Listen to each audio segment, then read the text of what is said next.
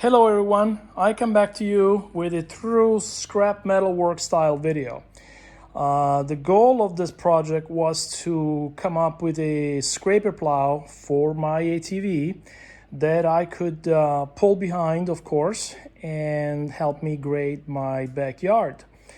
The problem is that that plow is a light-duty garden tractor type style plow that goes on a sleeve hitch that would hook up in the back of a garden tractor. Well, that didn't work for my ATV, obviously, so I crafted a sleeve hitch that goes into the hitch attachment there, the 2-inch receiver of the ATV. But I also wanted a way to be able to have the plow be independently attached to the ATV so that I could just back up and grade without having to worry about jackknifing anything. But also I wanted to have wheels in the back there that allows you to actually do a finer job at grading once the major grading has been established.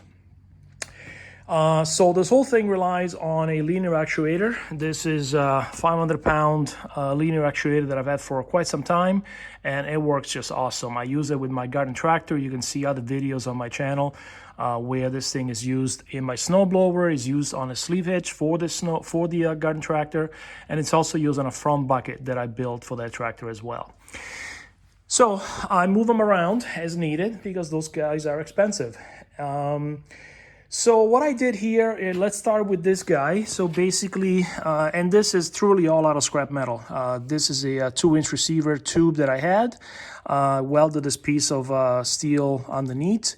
And this bracket is some piece of scrap metal. As you can see, it's not the same shape on both sides.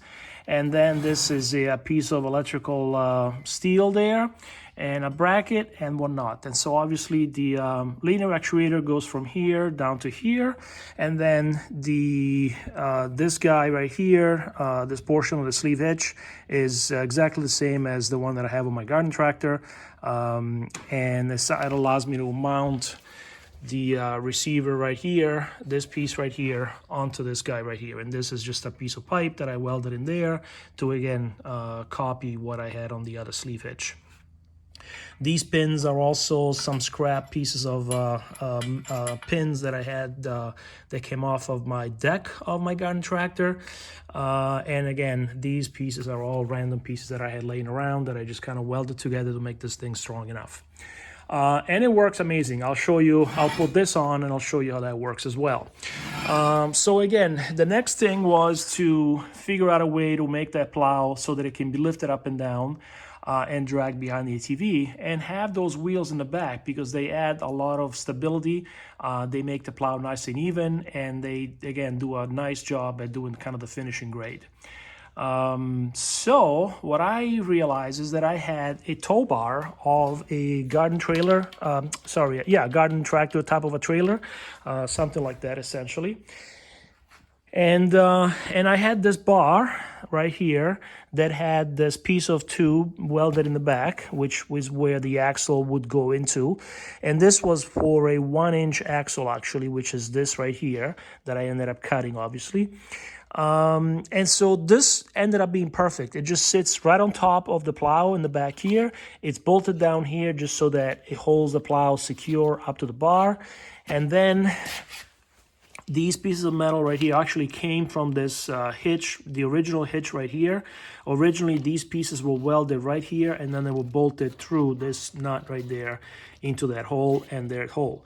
The problem is that they broke off. It didn't take much for that to break, and that was the original factory weld actually that broke right off. So I welded this guy directly onto this tow bar right there, and then I reused these pieces to put a, as you can see, a pin right through so that it would hold it lifted up right there. Originally, I had welded these pins right there that went through these holes on the top right there, and then I would put a cotter pin through. But I realized that most likely with the force of this thing getting pulled back, these guys would snap off pretty easily. So I ended up, so once this broke, then I said, oh, you know what? I'm gonna reuse these pieces to weld right here, nice and secure all the way around, and put this pin right through. So it works awesome. And then of course the front goes right to a hitch, and it goes to the ATV, which right now is missing a tire because it's got a flat tire. So basically I then crafted a harness that goes from the back all the way to the battery directly under here, and then it comes up to a switch. Eventually I will probably bring it up to the console right here, to the handlebar, right next to the switch. I'll probably, as you can see, I actually 3D printed this switch box right here for the winch switch. I'll probably make another one that sits right here or something like that, so that way I can easily move it up and down. Get another switch like that. So for now, this is what I have, which I actually already had this laying around. And so as you can see, I can move this up and down. Obviously the wheels go up. When the wheels are off the ground, obviously they provide counterweight on the back of that plow, so it makes that plow stay nice and sturdy down onto the ground and dig a little. But I can lower them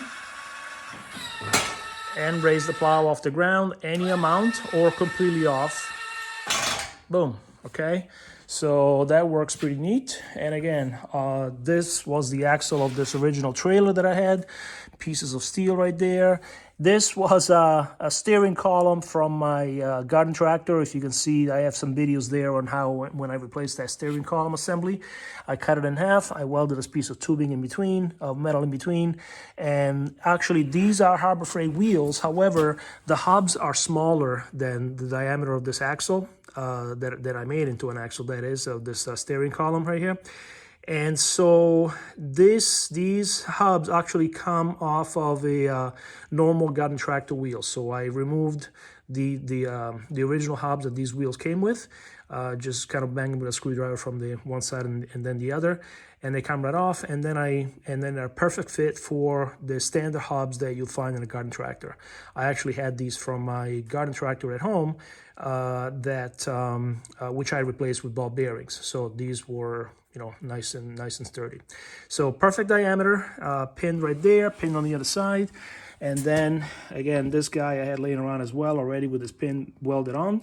So this slides in, and then that goes in and it clips in there in place. So I will switch it off to the other hitch, and I will show you how that works. Okay, so here we go. It's now in the other mode, and everything's on pins for the linear actuator, as well as for the bracket right here in the middle. The only one that requires a wrench is that. I figure that the best way to really hold it in place and make sure it doesn't go anywhere is to use those nuts and bolts. However, I did weld the nut on a metal plate. That way when I put it there, it doesn't spin. It just sits against the back right here where it belongs. So now it's in this mode, and actually in this mode it can also be turned, of course, as this thing was designed to do, which, you know, again, this is a light duty plow, nothing to write home about, but it does the job. So it goes up and down, no problem.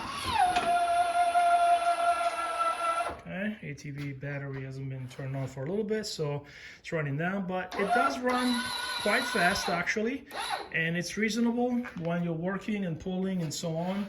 And if you wanted to, you could even reverse this thing.